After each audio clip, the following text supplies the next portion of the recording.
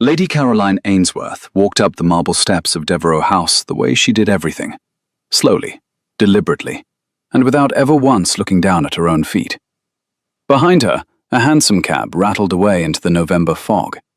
Ahead of her, candlelight blazed from every tall window of the house she had been formally invited to attend, against the better judgment of half the ton. She counted the steps as she climbed them. 23. The same as last time. The same as the time before that. At the top, the footman bowed lower than he needed to. He had been in service 41 years, and he knew which guests Lady Devereux liked, and which she merely tolerated. Lady Caroline Ainsworth, 28 years old, 6 unsuccessful seasons behind her, no engagement before her, was the most spectacularly unmarried woman in London. The footman bowed lower because he could not think of any other apology to offer her. Caroline did not notice him, or chose not to. She handed her cloak to the second footman, smoothed the front of her gown, bottle green silk, 3 seasons out of fashion, perfectly fitted, and stepped through the great double doors into the warmth of the Devereux drawing room. The conversation did not stop. It dipped, the way conversation always dipped when she entered a room, and then rose again, slightly forced, slightly louder. From the corner of her eye, she saw Lady Marston turn toward Mrs. Allardyce and whisper something behind a fan.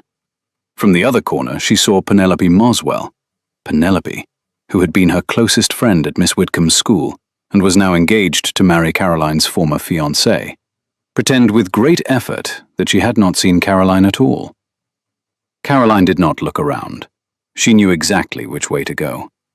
She had been to Devereux House 36 times in the past 6 years, and she had a system. The small East Salon, where the older women drank ratafia and the younger men did not bother going. There she could stand near the second window from the left, hold a glass of something tepid, and survive the evening by being precisely as invisible as the carpet. Tonight, however, the small East Salon was already occupied. Tonight, Lord Marcus Whitfield, her former fiancé, the man who had broken their engagement 6 years ago, by means of a letter delivered while she was at her morning prayers, had decided to greet her in the doorway. He was leaning against the frame, one hand on the gilded plaster, a glass of claret tilted in the other. He had grown stouter in 6 years. His cheeks held a fine red lace of broken capillaries that the candlelight made worse. He was smiling, the way a man smiles when he has been waiting half an hour for the chance to speak. "Lady Caroline." He raised his glass. He did not raise his voice. He did not need to. The air around him had already arranged itself into an audience. 6 years. 6 years, and I have not yet had the pleasure. "Lord Whitfield." Caroline curtsied, exactly as deeply as protocol required, not a hair more. "Tell me." Marcus took a sip of his claret. The lace at his throat trembled with the swallow. "Tell me, after all this time, still no husband?" The room behind him heard it. The room behind him had been waiting for it. A laugh started somewhere, small, breathy, the laugh of a person who was relieved that someone else had said the unsayable. Then a second laugh. Then a low, rolling laugh from a cluster of men by the punch bowl. Penelope Moswell pressed her glove to her mouth and stared at the ceiling. Caroline did not move. She did not blink. She had practiced this stillness in her bedroom mirror for 6 years, and then a voice spoke from somewhere behind her right shoulder. Quiet, unhurried, almost bored. And the room went silent the way a room goes silent when a single sound makes every other sound feel suddenly very small. Lady Ainsworth. The voice was male, low, and entirely indifferent to the audience that had just been laughing. "Forgive the intrusion. Your steward at the West India docks sent word at 4 o'clock. The Bombay shipment cleared customs. The cardamom is on the bonded barge as we speak." Caroline turned slowly. She had practiced this turn, too. She turned the way one turns a key in a lock that has not been opened in a long time, with a pressure that is mostly patience. Behind her stood Theodore Ashbourne, the 8th Duke of Ashbourne, in evening black and a waistcoat the color of old wine. He had a folded slip of paper in his gloved hand, and the kind of expression a man wears when he has just remembered something dull and necessary in the middle of a pleasant conversation. He looked, in fact, exactly like a man delivering a business message. He did not look at Marcus Whitfield at all. "Your Grace." Caroline took the slip of paper from his fingers. Her own hand did not tremble. "I had not expected the news this evening." "The bonded warehouse closes at 6. I thought you would wish to know before the dancing." Theo bowed, to her only, and stepped neatly half a pace closer, which had the effect of placing his shoulder between Caroline and Marcus Whitfield without appearing to do anything of the kind. "Lady Devereux mentioned you would be in attendance. I came to congratulate Lord Whitfield on his engagement." He turned then, very slightly, and looked at Marcus for the first time. It was not a long look.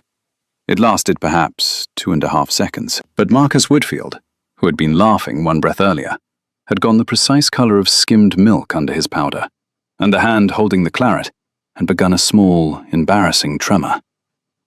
Your Grace." Marcus straightened.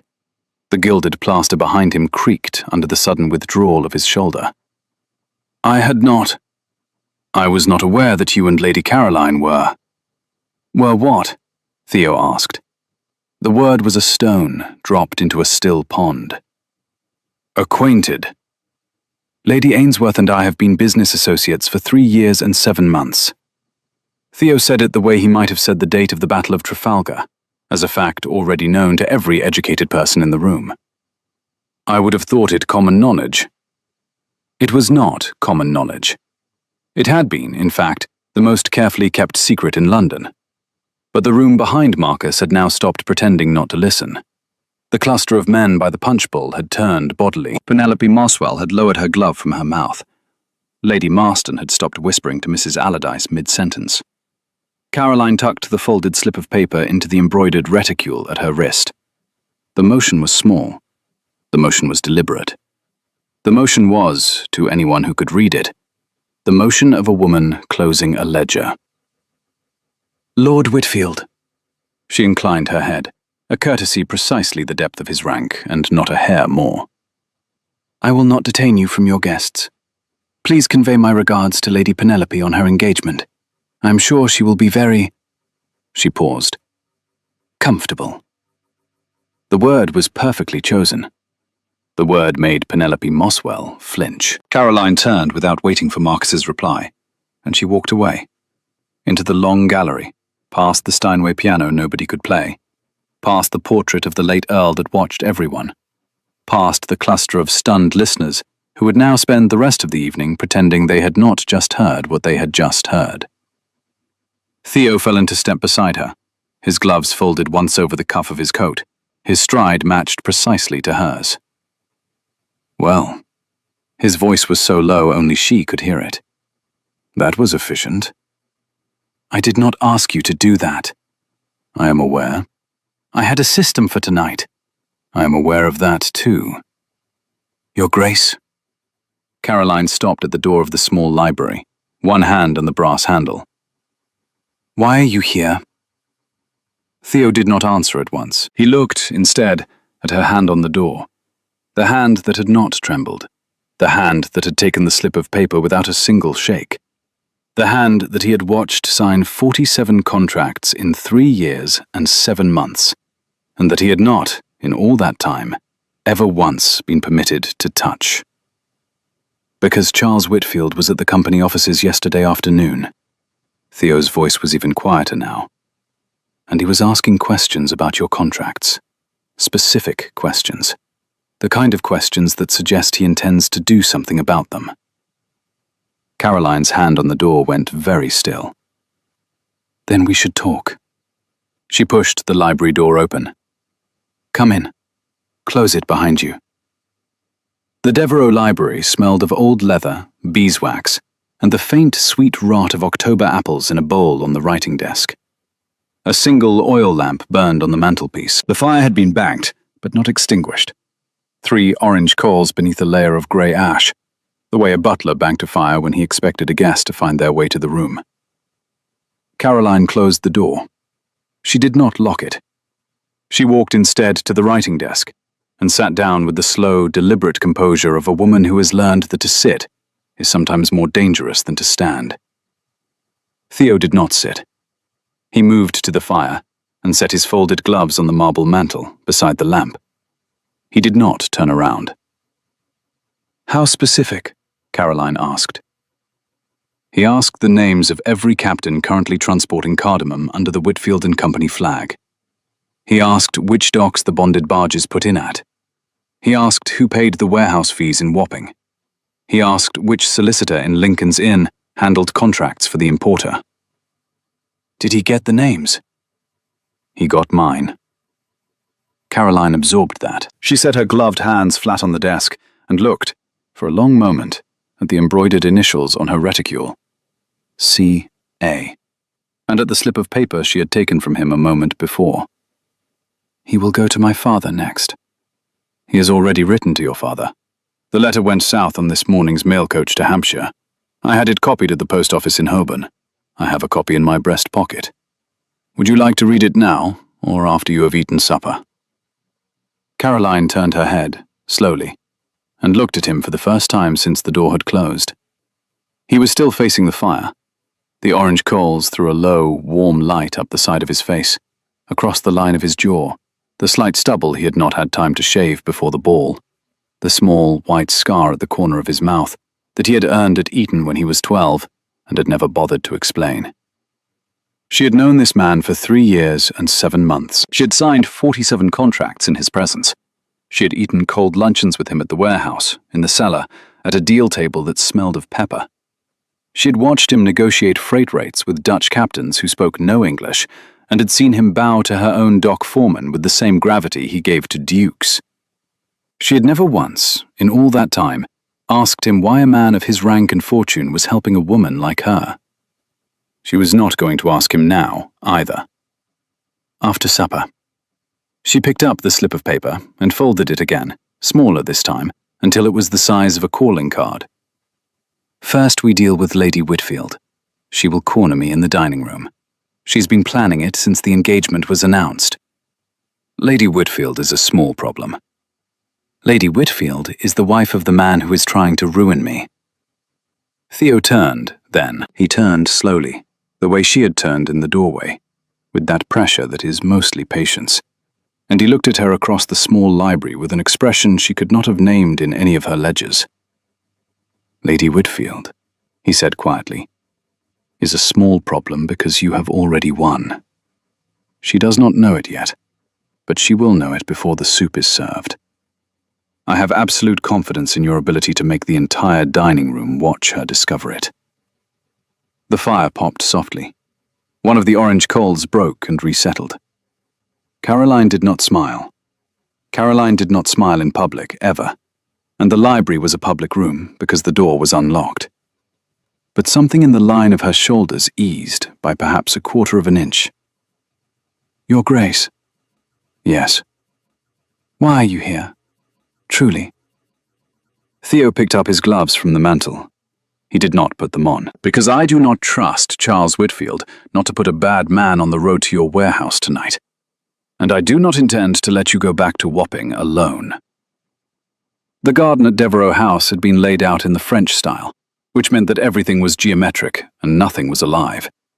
In November, with the box hedges trimmed to bone and the gravel pathways frosted, it looked like a chessboard waiting for an opening move. Caroline walked it with both hands tucked into the ermine muff Mrs. Hobbs had insisted she carry. Theo walked half a step behind her, on her left side, between her and the dark shrubbery against the south wall. The supper bell would ring in 15 minutes. My father will not believe Charles Whitfield's letter. Caroline's breath fogged in the cold. The path crunched under her embroidered slippers. My father has not opened a letter from Hampshire neighbours since 1813. He will give it to his secretary, who will give it to my mother, who will burn it because she does not approve of any letter that mentions me by name. That is convenient. It is not convenient. It is the only reason I have lasted this long. She stopped at the centerpiece of the garden, a stone fountain in the shape of 3 nymphs holding a basin. The water in the basin had frozen in the afternoon, and was now a flat, glassy disk that caught the lamplight from the house. Caroline looked down into it and saw, faintly, her own face. The broad, pale brow, the dark hair coiled at the back of her head, the mouth that did not smile, because she had stopped letting it. "Your Grace, Theodore." "I beg your pardon?" "My given name is Theodore. After 3 years and 7 months, I think we may dispense with Your Grace inside this garden, at least." Caroline did not look up from the frozen basin. Her gloved fingers tightened a 1/4 of an inch on the inside of the muff. "Theodore." She said it as if she were testing the weight of a coin. "Why did you say it was common knowledge?" "Because I'm tired of hiding it." "You agreed to hide it." "I agreed to hide it because you required it. I have never agreed to like it." "I required it." Caroline finally looked up. The frost had bitten her cheekbones the color of crushed berries. Her eyes, grey, with a dark ring at the rim of the iris, were entirely level. "I required it because the moment the Hun learns that the Duke of Ashbourne is the silent partner in a spice import operation owned by an unmarried 28-year-old woman, they will reach exactly one conclusion. And that conclusion will be wrong, and it will follow me into every drawing room in England, and it will make me precisely the thing I have spent 6 years not being." "Which is?" "A woman who survived her ruin by becoming someone's mistress." Theo was silent for 2 breaths. The garden was silent for 2 breaths. Somewhere inside the house, an oboe started up, very faintly, the first warm notes of a country dance. "I will not," he began. "I know you will not. I have always known you will not. The Tun will not care what you have not done. The Tun will only care what they can be made to believe. And Charles Whitfield is very, very good at making them believe." The wind moved across the box hedges. A scatter of dry beech leaves blew across the gravel like small running feet. Caroline did not move. "I will not marry to be respectable." Her voice was very low, very even, the voice of a woman reciting a list she had recited to herself many times in the dark of her own bedroom. "I will not pretend my work is a hobby. I will not need a man's name on my contracts to make my contracts legal. I will not take a husband to disprove a rumor.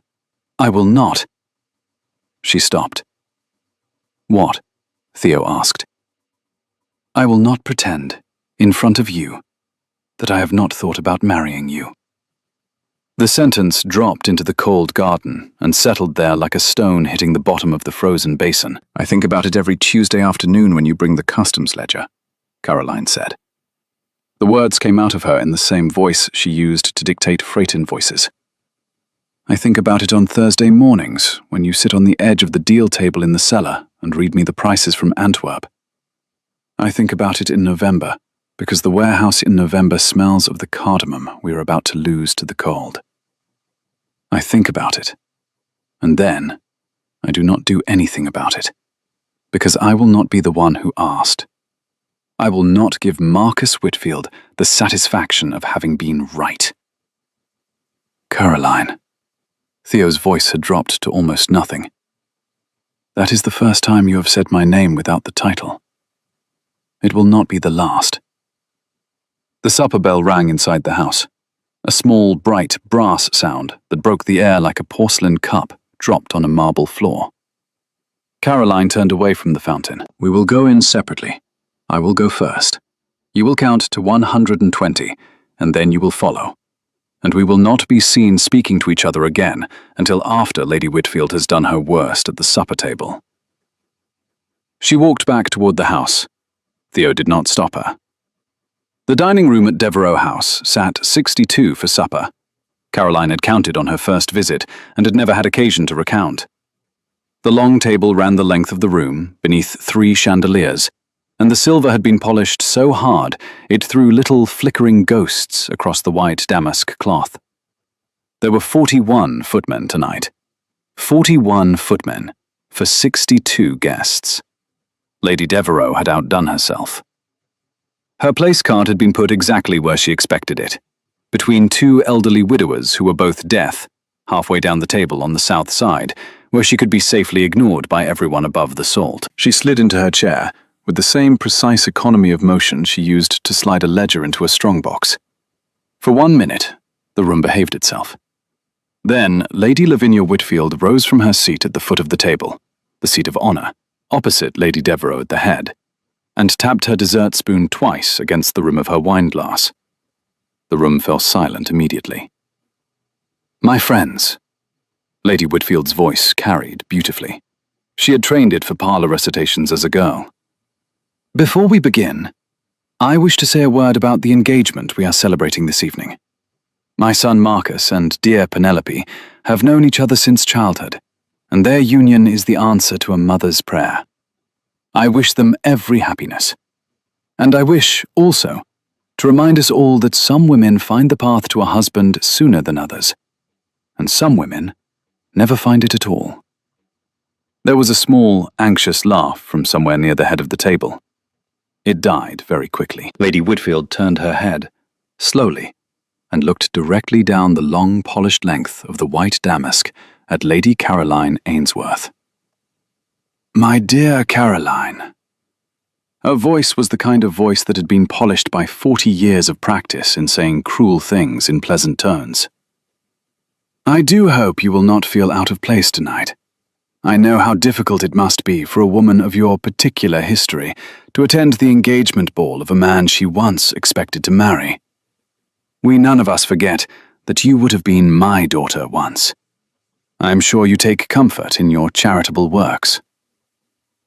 Caroline set her soup spoon down, very gently, against the rim of her bowl.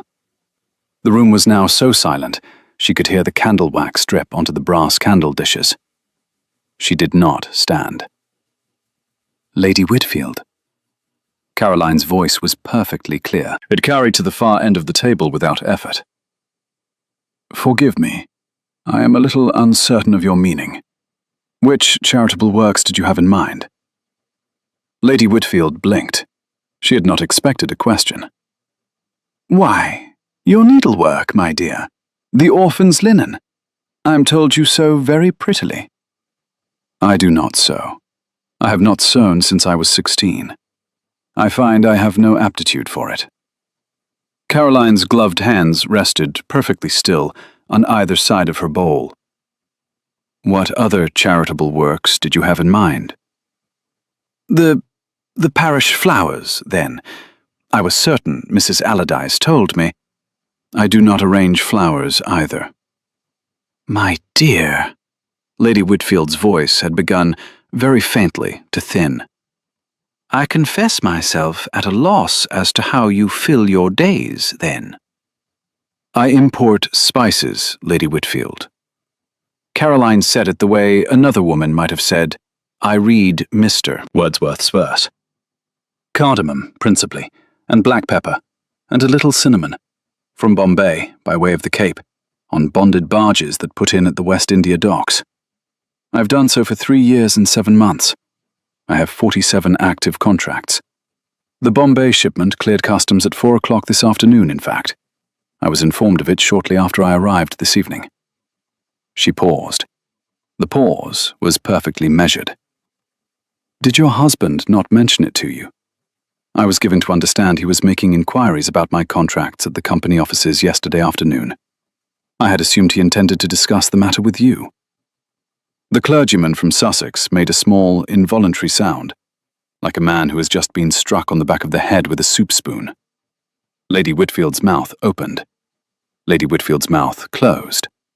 Lady Whitfield put one hand on the back of her chair, as if she had felt the floor move, and then, very carefully, she sat back down. The dessert spoon was still in her other hand.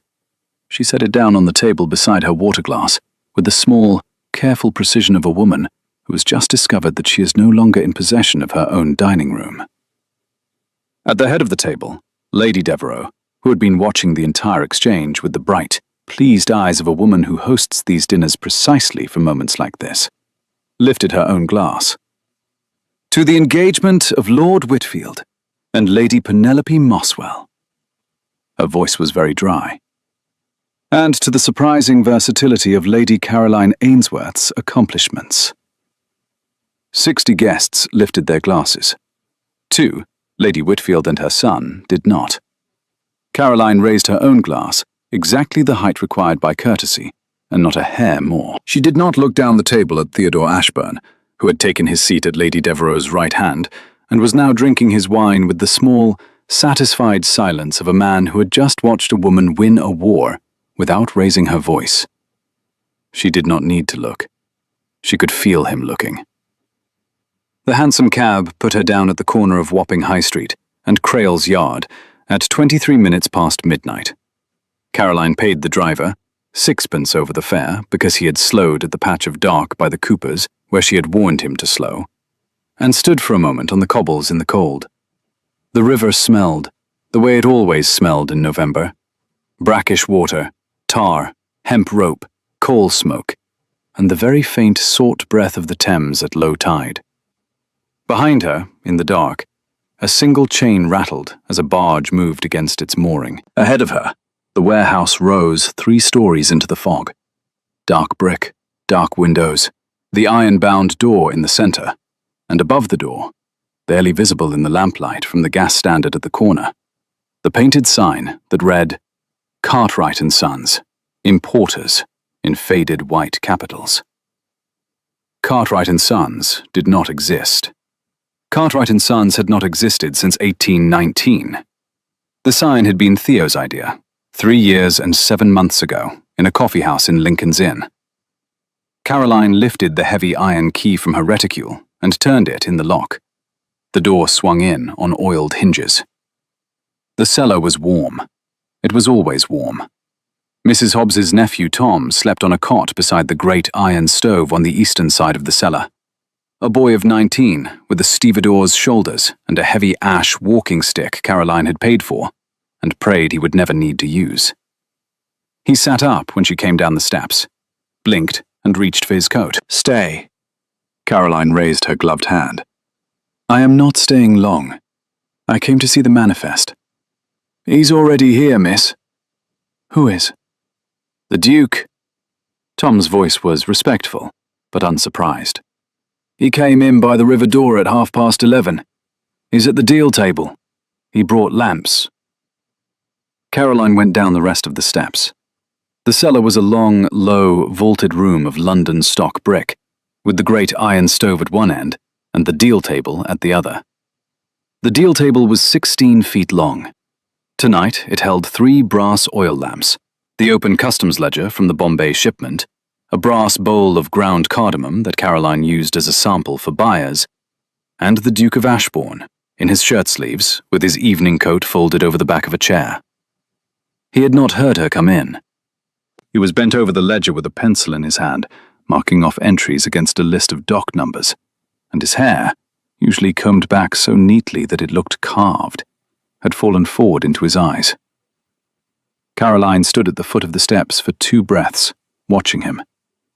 He was, she realized, the only man she had ever invited into this room. Not her father, not Marcus, not even Mrs. Hobbs's nephew Tom. She crossed the brick floor, set her muff and her reticule on the corner of the table, and unpinned the bottle-green silk gown's high collar with 2 efficient fingers. Theo looked up. "You should be in your bed." "I will be, after I see the dock numbers." 11 of the 13 are in. 2 will not put in until Wednesday morning because the harbour master at Gravesend is a fool. I've already sent a man down by the night coach to wake him up. Caroline came around the deal table and stood at his elbow. The cardamom in the brass bowl was very strong. The brass oil lamps threw a warm yellow light up under his jaw. "Theodore, you said in the garden you would not let me come back to Wapping alone." "I did." "You did not come with me. You went ahead of me." "I did, because if I had come with you in the carriage, I would have asked you a question I do not yet have the right to ask. And I have decided, recently in your garden, when you said the word marrying out loud, that I am not going to ask you that question until I have made the world safer for the answer." Caroline did not move. The lamp closest to her hand made a small, contented sound as the wick adjusted itself. The world is not going to become safer. Then I will make it less dangerous. There is a difference. She put her gloved hand very lightly on the open page of the customs ledger. Her hand was perhaps 2 inches from his. She did not bridge the 2 inches. She had a system. Theodore, stay until morning. Sleep on the cot by the stove. Tom will sit up by the river door. I will sleep in the office above. In the morning, before the docks open, we will go to Lincoln's Inn together, and we will see my solicitor. And then we will go to the company offices. And then we will see what kind of question the world allows you to ask me by tomorrow night. Yes. She picked up her muff and her reticule, climbed the wooden stair to the office above, and shut the door behind her with the same small, perfectly composed click she had used on the library door at Devereux House. In the cellar below, the Duke of Ashbourne sat down very slowly on the bench by the deal table, put his elbows on his knees, and pressed the heels of both hands into his eyes for a long, long moment. She woke to the smell of bread. Tom had baked a loaf in the iron stove at 5:30. It was the first thing Caroline understood as she came down the wooden stair into the cellar. The second thing she understood was that Theo was already gone. His evening coat was no longer over the chair. There was a folded slip of paper on the corner of the deal table, weighted with the brass cardamom bowl. The handwriting on the outside said only, C.A. She unfolded it. Customs House at 9. I've asked Mr. Pelham to meet us with the contracts.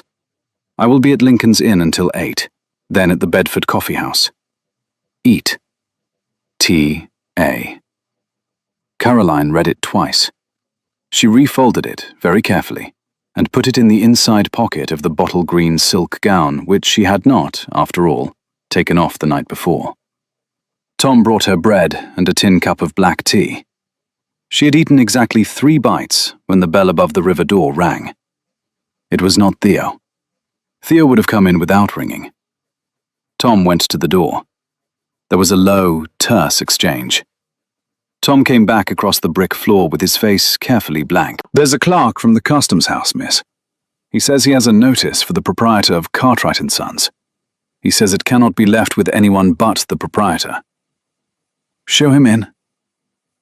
The clerk was perhaps 40, with a long, mournful face and a leather satchel he kept very tightly under one arm.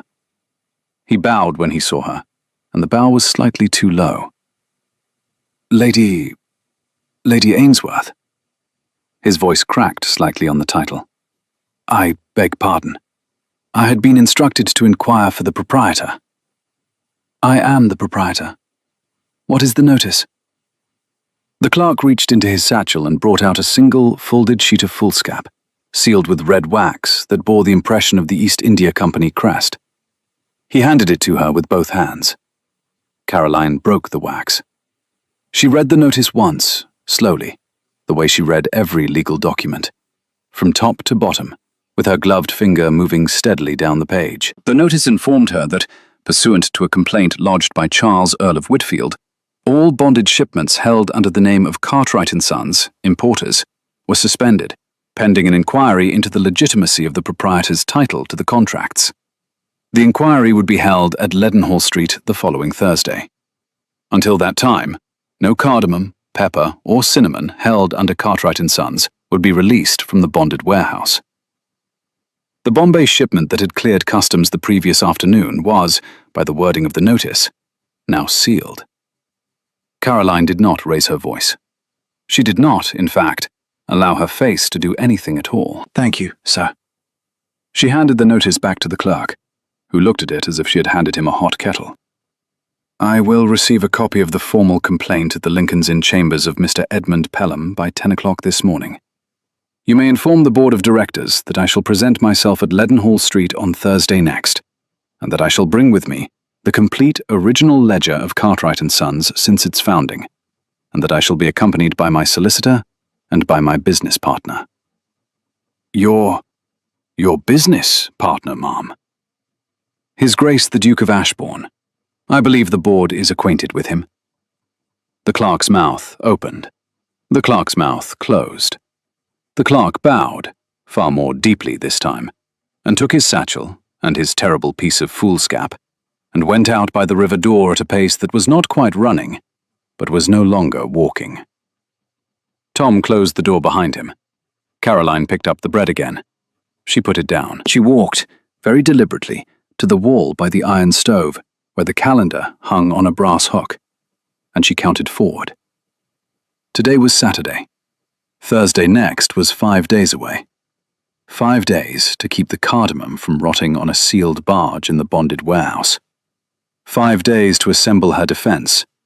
5 days to persuade 14 company directors that a 28-year-old, unmarried woman had the legal right to own a shipping concern in her own name. 5 days. And then the rest of her life. She put on her cloak. Tom, send a runner to the Bedford Coffee House. Tell His Grace I am on my way to Lincoln's Inn now. Tell him to bring every contract he has signed for me in the past 3 years and 7 months. Leadenhall Street on a Thursday morning was the loudest street in London. The traffic of carts, the cries of porters carrying tea chests, the clatter of bonded warehouse doors opening and shutting, up and down the length of East India House. All of it merged into a great, low, continuous roar that sounded, Caroline thought, exactly the way ambition sounded when you put your ear to it. She walked up the steps of East India House at 22 minutes to 10, with Mr. Edmund Pelham of Lincoln's Inn on her left and the Duke of Ashbourne on her right. Mr. Pelham was carrying a leather portfolio that contained 68 pages of contract law and 7 sealed letters from masters of bonded warehouses up and down the Thames. Theo was carrying nothing. The boardroom on the second floor was a long, oak-panelled chamber with a great horseshoe table, 14 leather chairs along the curve, and a single witness chair set in the open mouth of the horseshoe, so that the witness was looking at 14 faces all at once. The 14 faces were already in their chairs when Caroline walked in. Lord Charles Whitfield was the third from the left. The chairman, a gentleman of 70 named Sir Hugh Anstruther, who had once served under Caroline's grandfather in Bengal, cleared his throat. Lady Ainsworth, Mr. Pelham, Your Grace. The board has been convened at the request of the Honourable Lord Whitfield to consider the legitimacy of the holdings registered under Cartwright & Sons, Importers. Lord Whitfield, would you state your complaint? Charles Whitfield rose from his seat. He was a tall, thin, white-haired man, with the long, careful face of a man who had spent 40 years on boards. His voice was the voice of a man who had never lost a vote. My complaint is simple, Sir Hugh. It has come to my attention that the Cartwright & Sons holdings, totaling more than £11,000 in the current Bombay shipments, are in fact owned by an unmarried gentlewoman whose father has not been informed of her commercial activities. The contracts were signed under the assumed name of a male proprietor, Mr. Cartwright, who does not exist. I submit that the holdings have been obtained by means of a fraudulent representation, that the contracts are accordingly void, and that the shipments should be forfeit to the company until the matter is resolved by Chancery. He sat down. A small, soft murmur ran along the horseshoe. Sir Hugh Anstruther turned his old grey eyes to Caroline. Lady Ainsworth, your response. Caroline sat down in the witness chair. She did not look at Charles Whitfield. She looked, instead, at Sir Hugh. Sir Hugh, is it the position of this board that an Englishwoman of full age and sound mind may not enter into a binding contract for the import of goods? Sir Hugh blinked. It is not, Lady Ainsworth. Is it the position of this board that an Englishwoman of full age and sound mind requires the consent of her father to enter into a binding contract for the import of goods? It is not, Lady Ainsworth. The law is clear. A femme sole, that is, an unmarried woman, has the same contractual capacity as a man. Then I am at a loss, Sir Hugh, to understand what fraudulent representation Lord Whitfield believes I have made. I have not represented myself as married. I have not represented myself as a man. The contracts of Cartwright & Sons are signed by a Mr. Cartwright, it is true. Mr. Cartwright is the trade name of the firm, a customary practice of importers, as I am sure his lordship knows, since his own family has traded under the name of Whitfield and Company since 1761. Although there has not been a Mr. Whitfield personally signing a contract since the second Earl. The trade name is registered. The trade name is legal. And the principal owner of the trade name, the person with sole signing authority on every contract, is myself. She paused. She let the silence breathe. I have brought with me the complete original ledger of Cartwright & Sons since its founding 3 years and 7 months ago.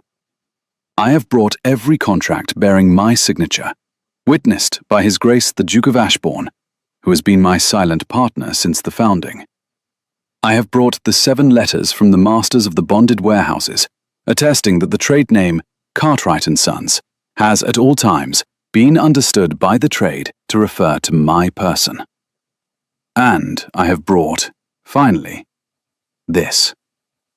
She drew from her reticule a folded sheet of paper. This is a letter, dated yesterday morning, from Mr. James Hartwell, the senior clerk at Whitfield and Company, addressed to Lord Whitfield.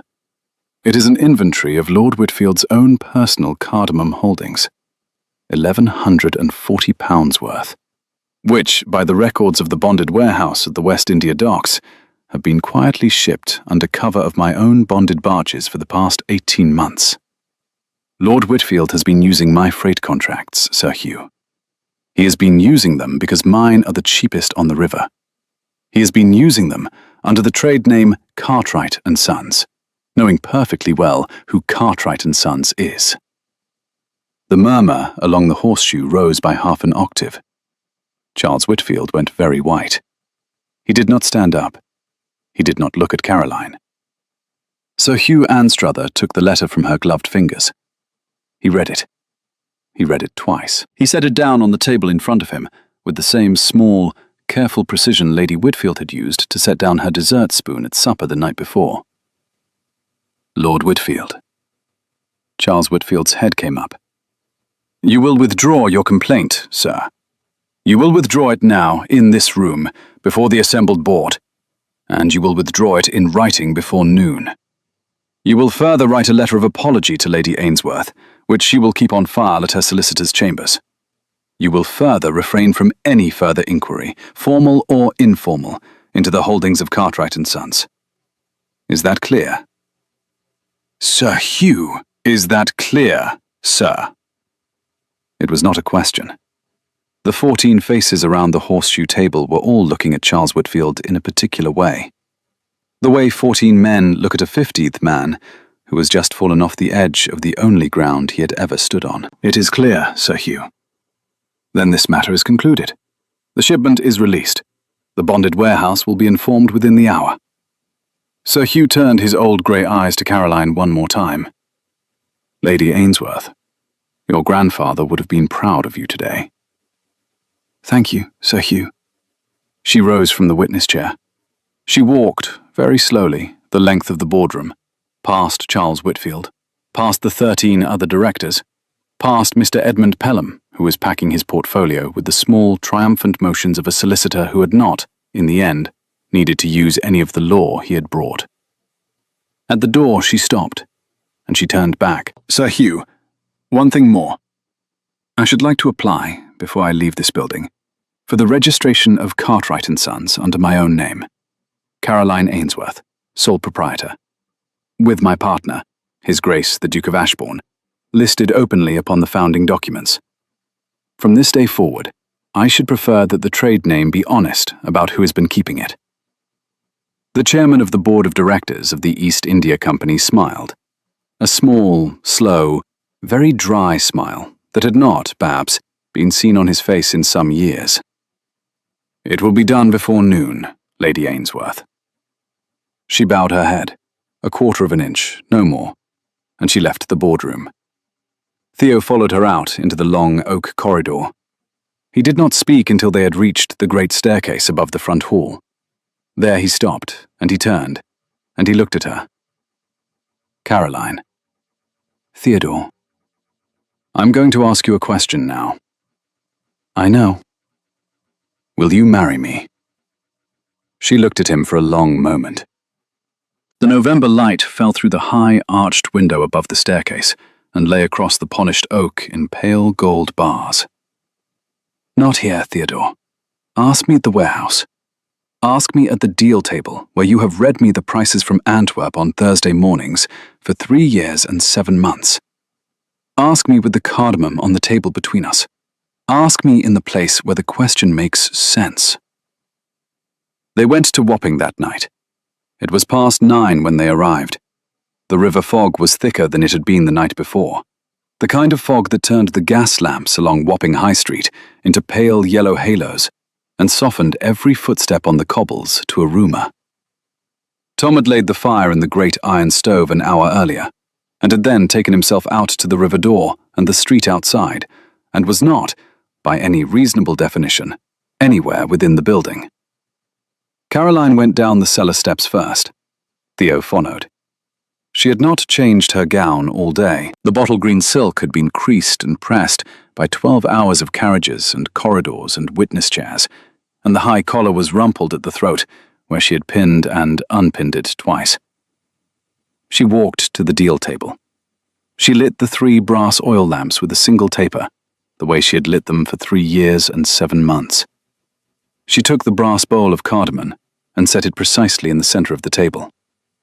She turned, finally, and faced him. Ask. Theo crossed the brick floor and stopped on the opposite side of the deal table. The brass lamps threw their warm yellow light up between them. The cardamom was very strong. Caroline Ainsworth, 3 years and 7 months ago, you walked into the coffee house at Lincoln's Inn looking for a silent partner. You had a list of 43 coffee house patrons in your reticule. You had crossed off 42 of them already. I was the last name on the list. Why was I the last name on the list? Because you were the only Duke. I had been told to start with the Dukes, and I had decided, the day I made the list, that I would talk to the Dukes last, in case talking to a Duke about Pepper made me lose my nerve. By the time I reached your name, I had already been told no by an Earl, 2 Viscounts, a Baron, a banker, 3 solicitors, a tea merchant, a Lord Mayor, and a man who turned out to be selling fraudulent shares in a Welsh canal company.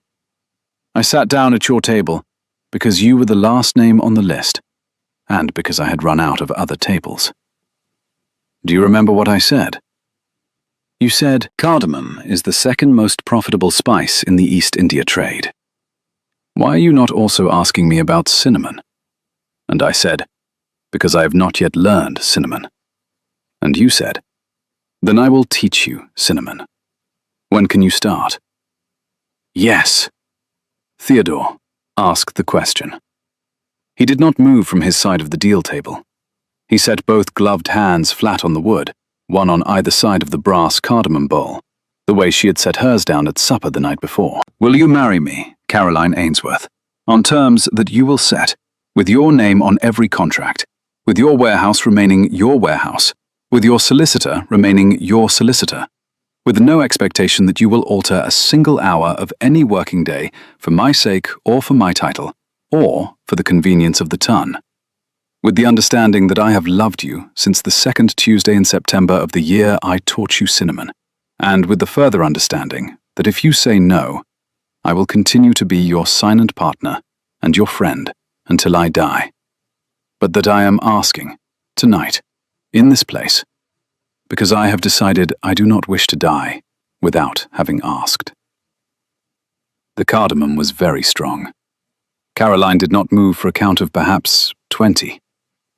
When she spoke, her voice was the same voice she had used to set down the spoon at supper, and to read the customs notice that morning, and to recite the negation chain in the geometric garden the night before. It was the voice of Steel Rose. But there was something inside it, very small, that had not been there before. A small, cracked gold thread of warmth that ran through the precision of every word. I will marry you, Theodore, on those terms, on exactly those terms, with my name on every contract, and the warehouse remaining mine, and Mr. Pelham remaining my solicitor, and not a single hour of my working day altered for your title or for the ton. And with one further term. Name it. That you will say my name without the title at least once a day until we are buried. Yes. And, Theodore, I have loved you since the second Wednesday in October of the year you taught me cinnamon. I am 1 day later than you, and I have always been 1 day later than you. I should like the record to show it. He came around the deal table. The way he had stepped half a pace closer in the doorway at Devereux House the night before. Quietly, deliberately, with the absolute composure of a man who had been waiting 3 years and 7 months for permission to cross 16 feet of brick floor. He stopped in front of her. He lifted one gloved hand. He did not touch her face. He laid the back of his fingers, very lightly, against the rumpled collar of the bottle green silk gown, over the place where her pulse beat under the high lace, and he held them there for a count of 3. It was the first time, in 3 years and 7 months, that he had touched her at all. Caroline. Theodore, I'm going to kiss you now. I know. He kissed her. He kissed her once, slowly, with the warm yellow light of the brass lamps on the side of her face, and the smell of cardamom rising from the bowl on the deal table behind them. He kissed her without hurry, without grasping, without any of the things she had spent 6 years steeling herself against. He kissed her the way a man closes a long, important book at the end of a long, important chapter, and then opens a new one. When he stepped back, the small white scar at the corner of his mouth was visible in the lamplight, and her gloved fingers were resting, very lightly, on the dark wool of his sleeve. In the morning, she said, we will go to Hampshire, and we will tell my father. He will not understand. We will tell him anyway. And then we will come back to the warehouse, and we will read the prices from Antwerp. Yes. Theodore, do not let me let go of your sleeve until the lamps go out. I have practiced not touching you for 3 years and 7 months. I should like to practice the opposite for at least an hour before I have to be steel rose again in the morning. 6 months later, on a warm afternoon in May, the Duchess of Ashbourne stood at the deal table in the cellar of the warehouse in Wapping, with the bottle green silk gown folded over the back of a chair beside her, and a working pinafore of plain, dark calico tied over her morning dress. The pinafore was new. The pinafore had been a gift from Mrs. Hobbs, who had finally accepted that Lady Ashburn was going to spend Tuesday afternoons and Thursday mornings at the warehouse for the rest of her natural life, and had decided that she might as well do so without ruining her good gowns. Caroline had a pencil in one hand and the customs ledger open in front of her. She was checking off the May shipments from Bombay. 14 barges, all on time, the largest single delivery of cardamom Cartwright & Sons had ever signed for. The brass bowl of cardamom in the center of the deal table was new too. The old one had cracked along its rim during the move and had been retired to the office above. The new one was Theo's wedding gift to her, a hammered silver bowl with a small inscription on the underside that read, in tiny capital letters, "For the day the world allowed the question." Across the deal table from her, Theo was reading the prices from Antwerp aloud from a folded newspaper. He was in his shirt sleeves. His hair had fallen forward into his eyes, the way it had on the night she had first stood at the foot of the cellar steps and watched him without his knowing. She did not stop him. She had stopped letting herself look up from the ledger when he read aloud, because she had discovered that she could no longer look up from the ledger when he read aloud without losing her place. The river door rang. It was Tom, with a folded letter. He brought it across the brick floor to the deal table and laid it beside the silver cardamom bowl. And Caroline saw the seal at once. Red wax, the impression of the East India Company crest, the same seal that had come into the warehouse on the morning of the suspension 5 months ago. She broke the seal. She read the letter. She set it very carefully against the brass oil lamp at the corner of the deal table, where the warm May light from the high window above the river door would fall on it. Theodore, Sir Hugh Anstruther has died. He has named me to fill his seat on the board of directors of the East India Company. The vote was held last week. It was unanimous, except for Lord Whitfield, who is no longer a sitting member. Theo set the newspaper down on the deal table beside the customs ledger Caroline, will you accept it? She turned her face up to the warm May light from the high window above the river door.